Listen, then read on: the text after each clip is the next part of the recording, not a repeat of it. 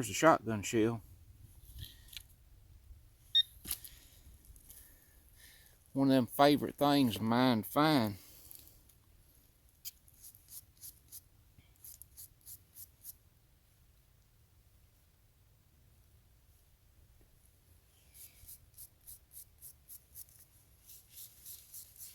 It's an old one, looks like. Well, pretty old anyway. It is a Winchester Ranger.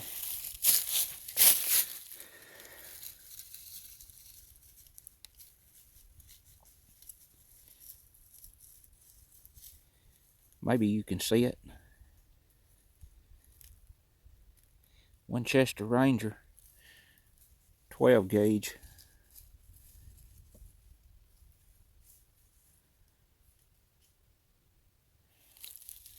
All right.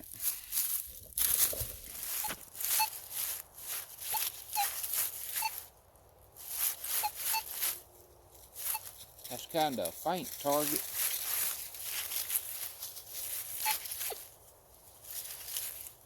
Reading about 92.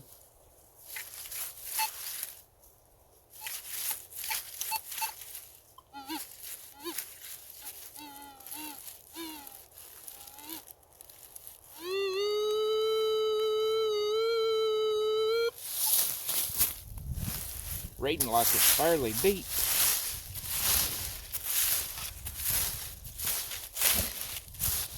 Reading like maybe 5 or 6 inches.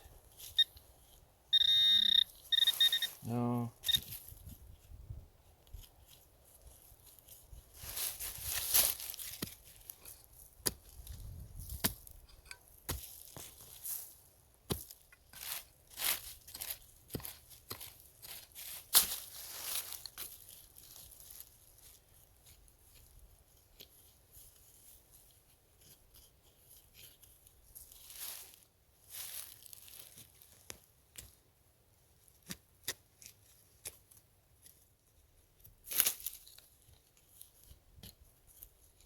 Down in here somewhere.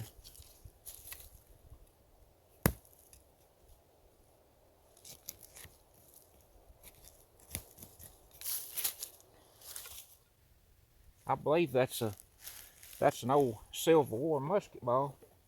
All right, I'm gonna show you this musket ball here that I just dug. My camera got switched around somehow on showing the dig. Just dug it up right here in the woods. It's probably about I don't know, I first said 35 caliber. I think it's probably a little larger than that. But there's the flat place right on top of it there where it's pinched off when it was poured. About a 35 to 40 caliber, I guess, musket ball. Kind of interesting finding them old musket balls in these woods. Makes you wonder how long they've been here.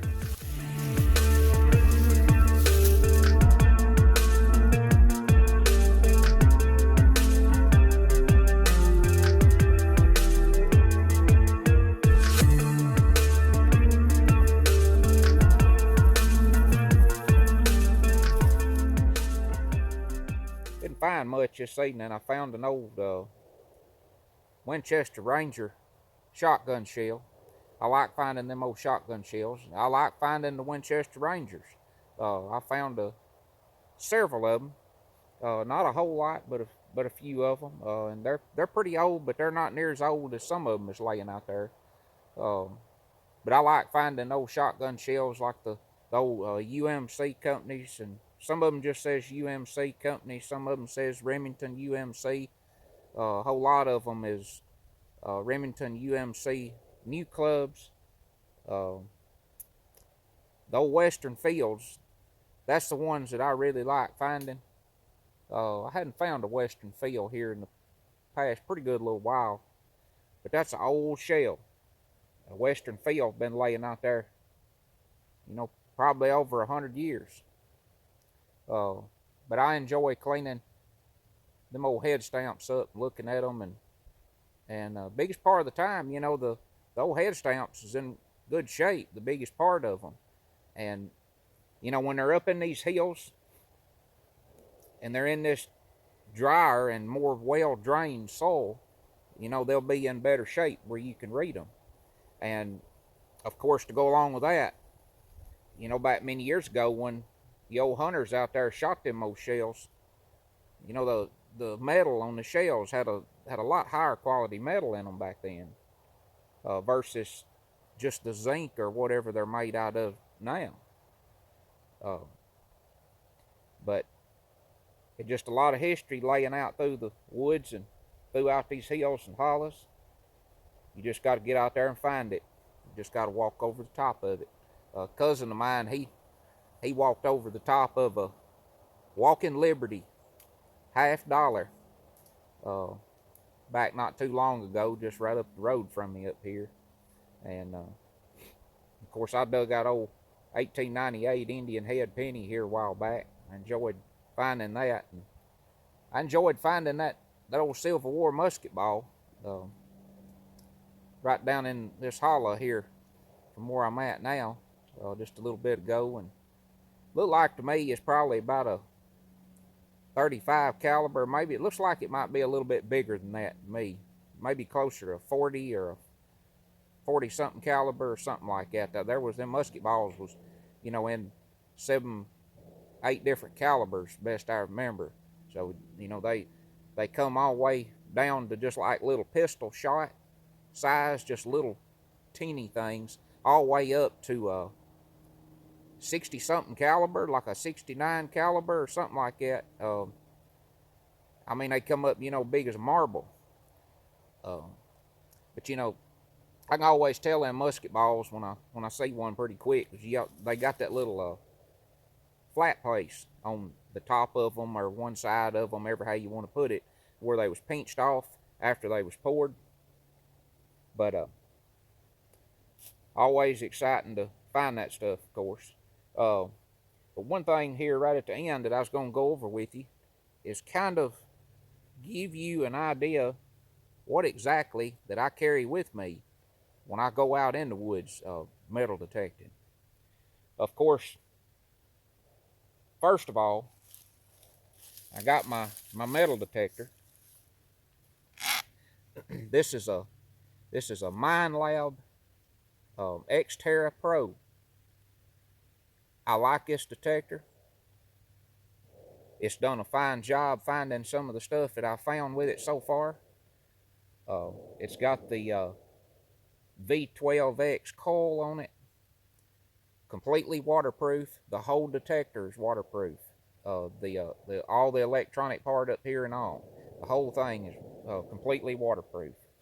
But it's done me a really good job on how it's performed so far. Of course, the Minelabs like these and the Equinox models, you know, that they got a lot of settings, but you know, it seems real confusing at first, but you know, once you start looking into it and, you know, practicing with it, it don't take you too long. You know, you can get the settings figured out. There's just so many different settings as far as you know, how you can discriminate different things. You can set different tones. You can change the tones to where they sound different, you know, on different targets and stuff like that. And of course, it's got the pinpoint mode on it. You know, you can hit that button when you find something, and it'll show you just exactly, just like in like a 4-way X right there where that target's at, and it'll tell you right there on the screen approximately how deep it is. I've got to where that I can kind of tell by listening to a tone, pretty close to what the target's going to be. Usually, if you detect any type of trash like a drink can or a pool tab or something like that, if it reads really, really high and really powerful and really close to the surface, it's usually trash. Your good stuff's going to usually read, you know, at least 3 or 4 inches down. But it's unbelievable sometimes how deep that mine lab will read targets in the ground. If you're going to have a lot of fun with metal detecting, you're going to have to get yourself a pin pointer. This is the name brand Garrett Pro Pointer AT. Uh, I really enjoy using a pin pointer. Of course, once you locate a target, with your metal detector, you're going to, when you get down on the ground where it's at, you're going to want to take the pin pointer and locate it with it. It eliminates a whole lot of extra digging. That's one thing that discourages a lot of folks out there with metal detecting is they don't have a pin pointer, and they detect a target and they start digging and digging and digging, and they end up digging a hole to say half big as a barrel and not find anything or find a piece of trash or whatever, and that can get discouraging in a hurry. But with a pin pointer, you can get on whatever the target is, find out what it is, whether it's good or not. If it's trash or whatever, you can move on and find something else. But definitely got to have a pin pointer.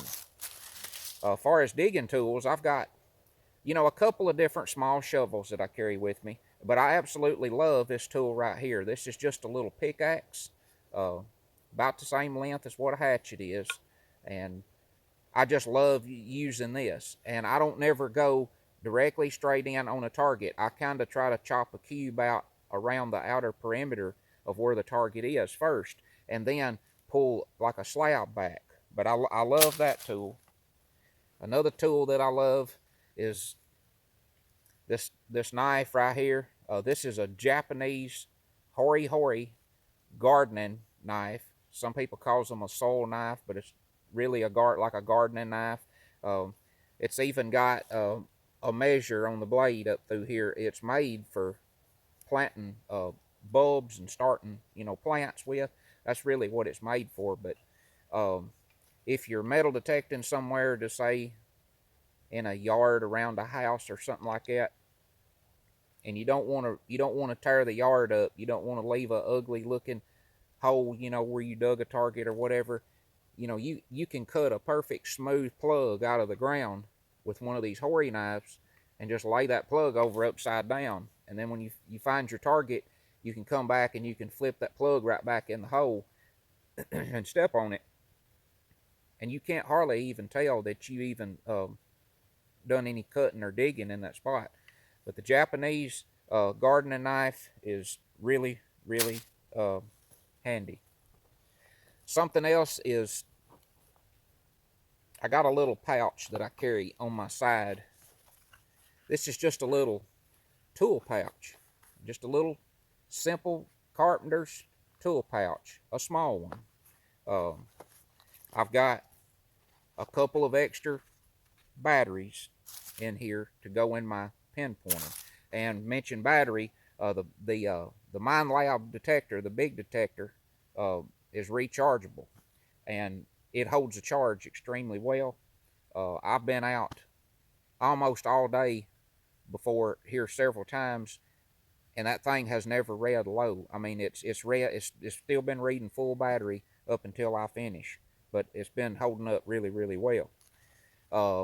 But right here on the side of this pouch, there's a little pouch that my pin pointer goes in, like that, and which, when you buy a pro pointer or a pin pointer, it's supposed to come with one of these little holders right here, or it should. If it don't, it's supposed to have to say.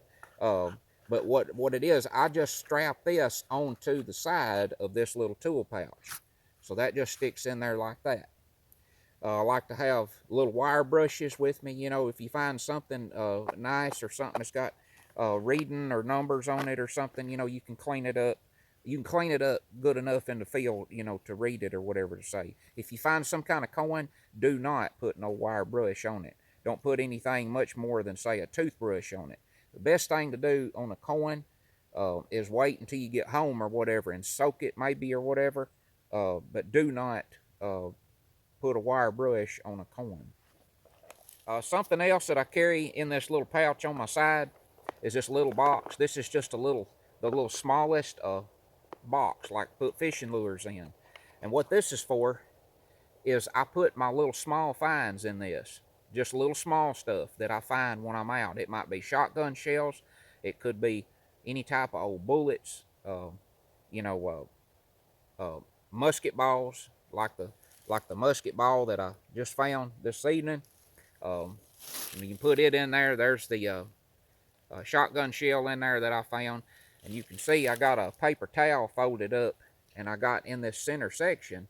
Reason I got it in there, if I find like a coin or something small that's flat, I can lay it on top of that and shut the lid, and it's going to hold it and not let it roll around. It's like that musket ball. I laid that musket ball right in there beside of that and shut the lid on it. So you need just a little something to put your small stuff in that you find. You can even use a medicine bottle. I got a medicine bottle right here. It's just a medicine bottle from the pharmacy. You know, you can put 8 or 10 little small objects in there, whatever they might be, you know, whether it's bullets or musket balls or whatever.